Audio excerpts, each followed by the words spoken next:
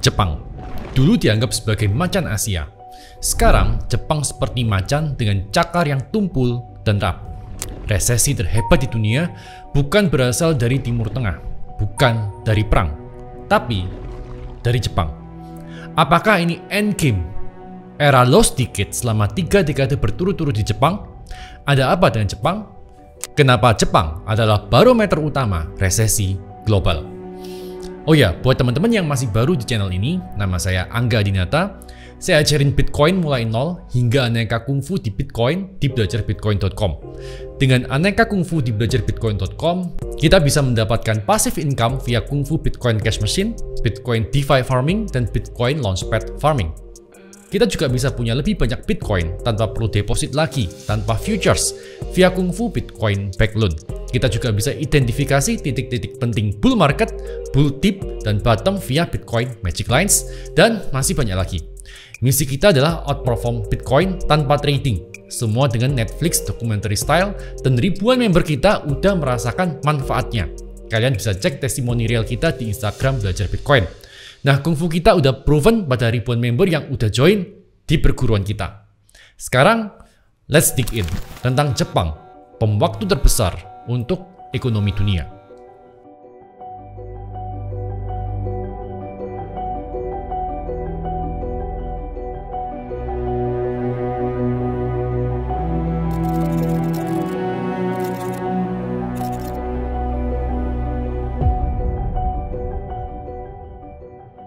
Setelah bangkit dari kehancuran Perang Dunia Kedua, Jepang membangun ekonominya dengan cara yang sangat taktis dan terencana.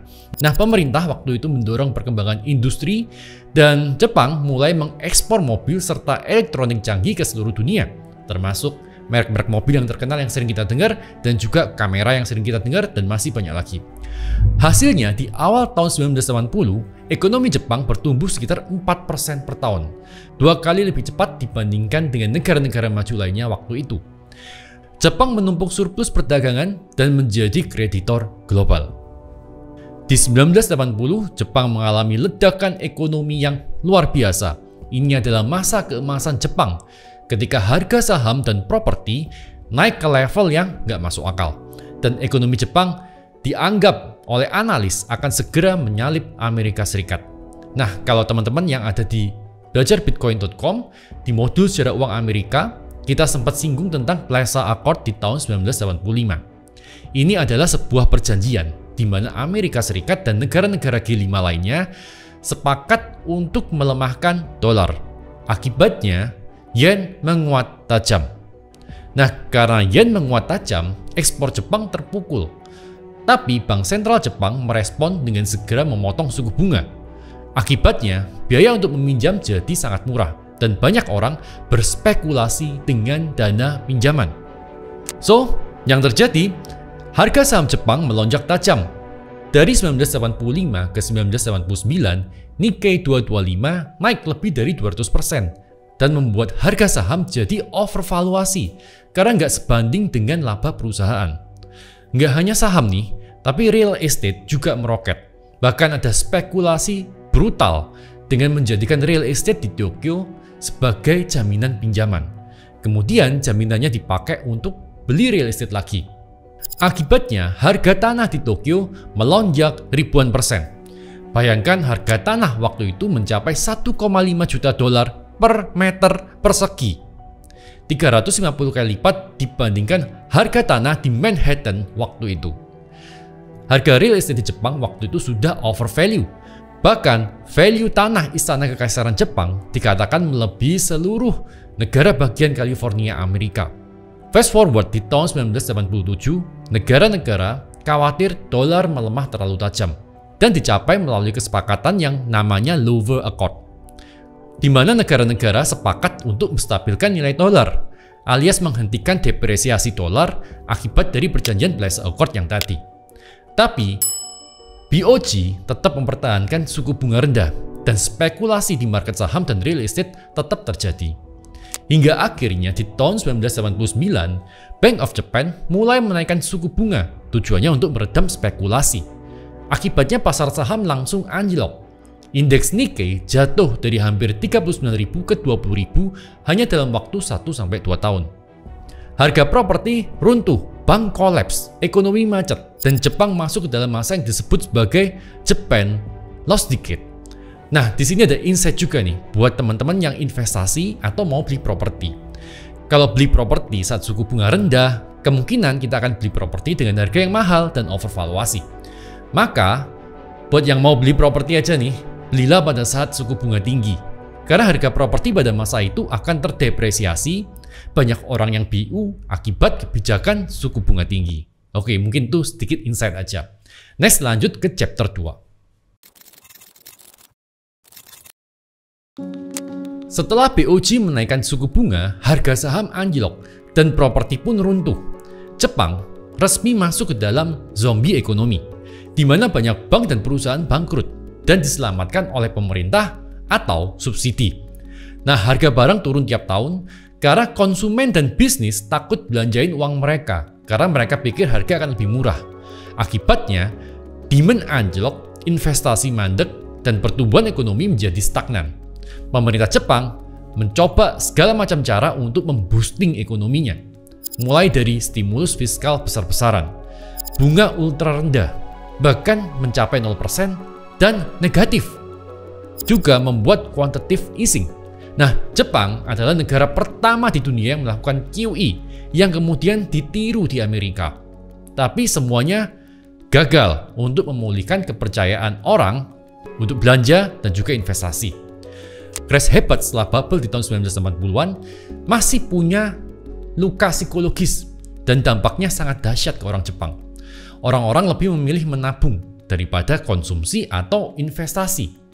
Nah, meski dibilang sebagai the lost decade, tapi periode ini terjadi selama 3 dekade berturut-turut hingga tahun 2000-an. Generasi yang hidup di lost decade tumbuh jadi lebih konservatif secara finansial. Generasi ini juga disebut sebagai the lost generation. Mereka yang terjebak karena kontrak bergaji rendah, sulit nabung, dan sulit membentuk keluarga. Bahkan Nikkei 225 baru bisa mencapai all-time high 34 tahun setelahnya. Bayangin kalau teman-teman nyangkut 34 tahun. Nah, ketika suku bunga nyaris nol dan deposito negatif, uang di Jepang jadinya nganggur. Karena bank-bank yang udah disuntik dana talangan tadi oleh pemerintah punya uang, punya gunung likuiditas uang murah. Masalahnya nggak ada yang mau pinjam karena orang Jepang masih trauma hebat dan lebih suka nabung daripada pinjam. Solusinya, salurkan yen murah ini tadi ke luar negeri, di mana obligasi Amerika, dolar Australia, atau aset yang emerging market masih menawarkan suku bunga 4-8% atau maybe more. Dan ini adalah awal dari Japan carry trade. Bayangkan kamu bisa pinjam uang tanpa bunga di Jepang, lalu bawa uang itu ke negara lain yang kasih bunga tinggi, misalnya ke Amerika, dan kemudian ambil selisihnya sebagai untung. Ya, itu Japan carry trade. Akibatnya ada demand yang lebih tinggi pada US bond. Masih kurang cuannya, bisa pakai leverage. Nah, ini adalah money glitch yang memanfaatkan pinjaman 0% untuk dapat aset yang kasih ROI lebih tinggi. Bahkan di 2016, Bank of Japan memberikan suku bunga negatif. Dan ibarat kata, Jepang udah jadi ATM dunia. Banyak negara yang pada akhirnya bergantung pada ATM ini, termasuk Amerika. Sistem Japan carry trade ini adalah jantung sistem ekonomi dunia sekarang. Dan di dalamnya tertanam bom waktu yang siap meledak kapanpun. Japan carry trade udah berlangsung selama 30 tahun. Dunia telah memanfaatkan privilege ATM ini dan berpotensi jadi ticking time bomb yang sangat masif. Nah, di 2025, Jepang tercatat sebagai negara yang hold US Treasury atau surat utang Amerika terbesar di dunia. Selama bunga Jepang nol atau negatif, dunia bisa pesta pora. Tapi begitu Jepang, Bank Sentral Jepang, berubah arah, risiko ini bisa meledak. Nah, masalahnya di 2024, BOJ telah menaikkan suku bunga 3 kali. Di bulan Maret 2024, BOJ resmi mengakhiri suku bunga negatif. Di bulan Juli 2024, BOJ menaikkan suku bunga dari 0,1 ke 0,25%. Nah, kalau teman-teman masih ingat di bulan Juli 2024 ada flash crash karena Japan Carry Trade yang unwind. Di Januari 2025, BOJ kembali menaikkan suku bunga dari 0,25 hingga 0,5%, tertinggi sejak 2008. BOJ juga udah menghentikan program QE. Nah, era suku bunga murah di Jepang terancam berakhir dan mengancam mengakhiri money glitch dari Japan Carry Trade. Sementara di sisi dunia yang lain, Amerika perlu melakukan refinancing atau roll over surat utangnya, bahkan lebih dari 60% surat utang harus di roll over hingga 5 tahun ke depan. Gimana kalau ATM dari Japan Carry Trade ini nggak ada? Carry Trade memang masih terus berlangsung hingga sekarang, tapi Carry Trade berpotensi pecah kalau ada triple hit. Apa itu? Nah, triple hit Japan Carry Trade adalah kondisi 3 pukulan mematikan yang bisa menghancurkan strategi ini. Ini adalah skenario dan mimpi buruk bagi para carry trader, termasuk seluruh dunia nih. Carry trade pecah kalau triple hit terjadi bersamaan. Apa aja? Yen menguat, BOJ menaikkan suku bunga, Fed menurunkan suku bunga. Nah, kalau yen menguat, maka investor harus membayar kembali pinjaman yen dengan nilai tukar yang lebih mahal. Ingat, mereka pinjam dengan yen. Nah, ini menghapus keuntungan atau bahkan membuat carry trade rugi besar. Kalau BOJ menaikkan suku bunga, maka biaya pinjaman dalam yen akan meningkat dan membuat spread antara bunga pinjaman dan bunga imbal hasil jadi mengecil. Kalau Fed atau bank sentral lain menurunkan suku bunga, maka keuntungan dari carry trade ikut menyusut. Nah, investor akhirnya harus likuidasi posisinya dan menarik dana dari aset global. Kalau ketiganya terjadi bersamaan, ini akan jadi pukulan telak. Kalau investor global mulai meninggalkan Japan Carry Trade, permintaan terhadap US Treasury bisa menurun tajam. Justru pada saat Amerika sedang butuh refinancing besar-besaran. Dan mungkin ya, ini juga yang jadi alasan Powell ragu-ragu untuk menurunkan suku bunga. Bukan tentang inflasi, bukan tentang lapangan pekerjaan, tapi karena faktor eksternal mungkin, yaitu Japan Carry Trade.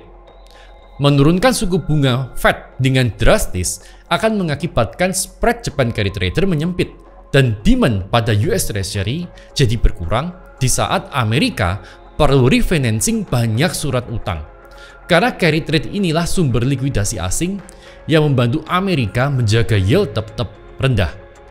Jadi, kalau Fed belum mau QE, sementara BOJ mau menaikkan suku bunga, and then siapa yang mau beli surat utang ini kalau bunganya rendah dan spreadnya kecil? Akibatnya ada kekacauan di bond market. Amerika dalam masalah besar, surat utangnya nggak laku, investor minta suku bunga lebih tinggi. Oke, fine.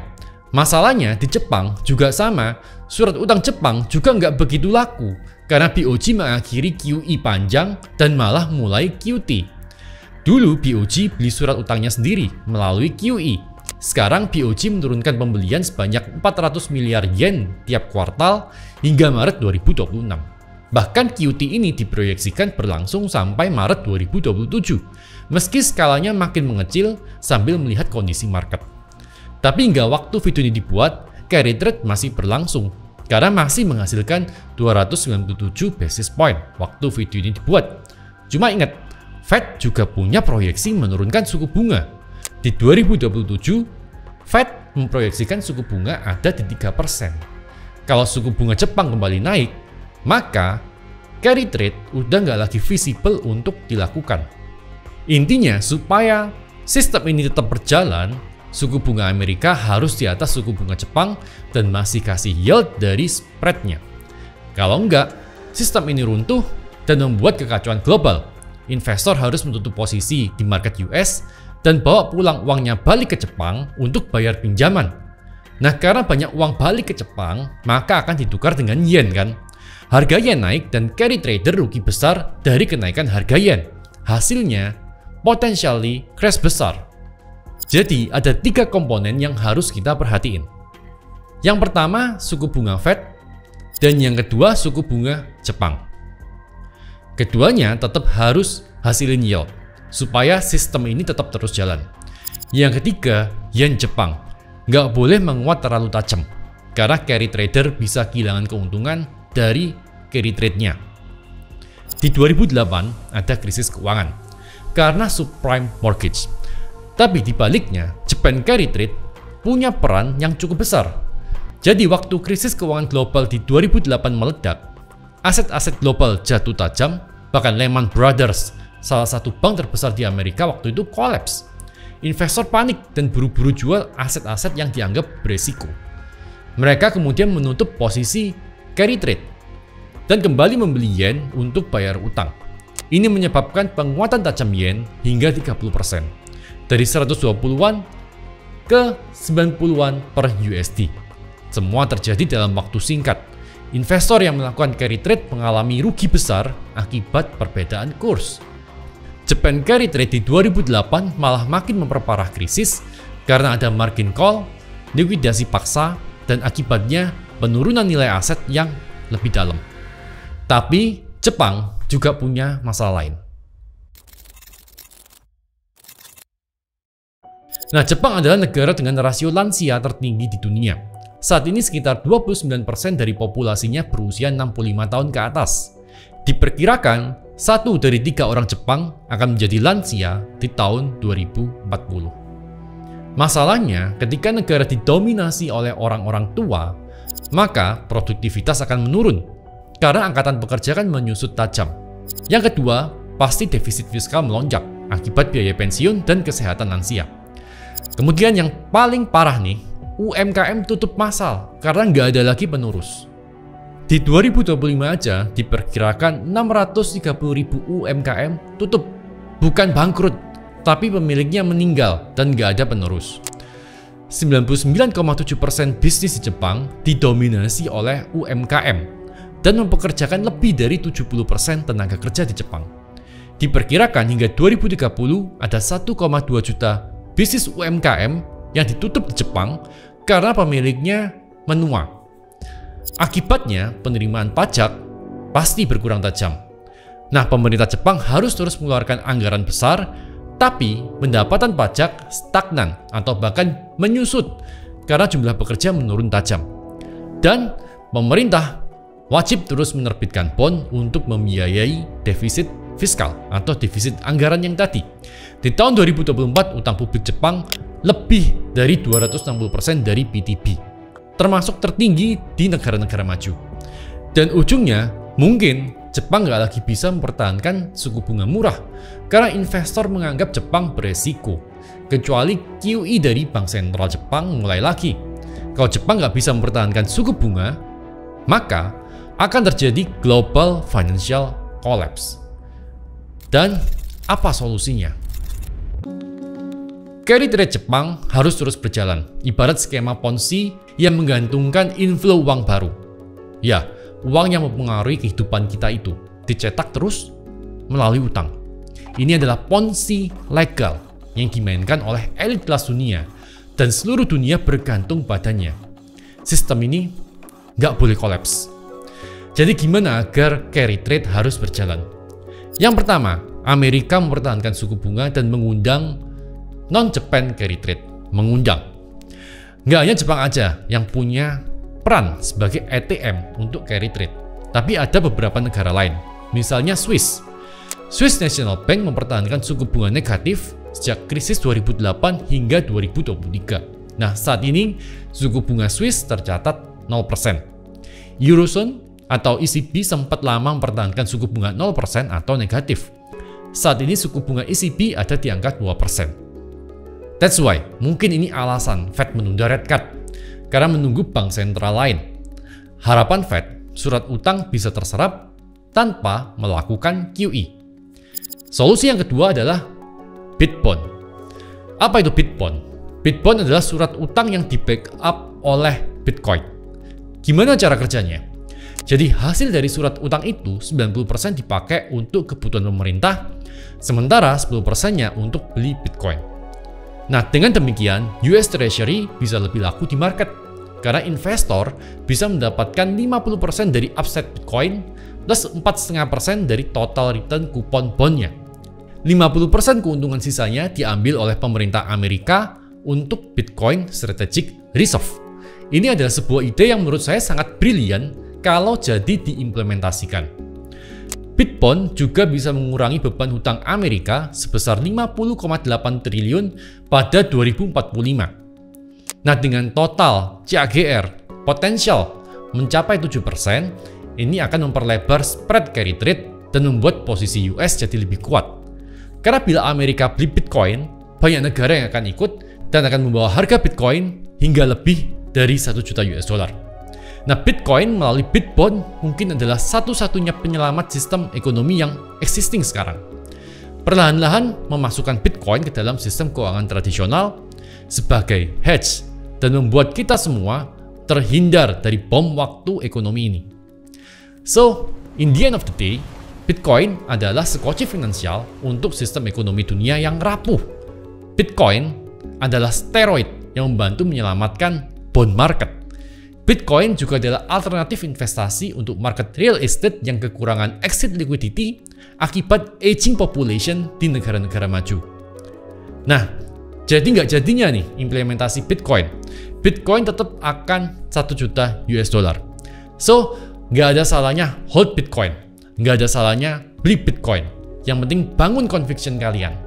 Nah, di belajarbitcoin.com kita bangun conviction itu mulai dari nol. Bangun conviction sendiri itu nggak gampang, mungkin perlu waktu bertahun-tahun. Sementara yang saya share adalah hasil ilmu yang compounding lebih dari 2 dekade. Dan Bitcoin nggak nunggu kalian.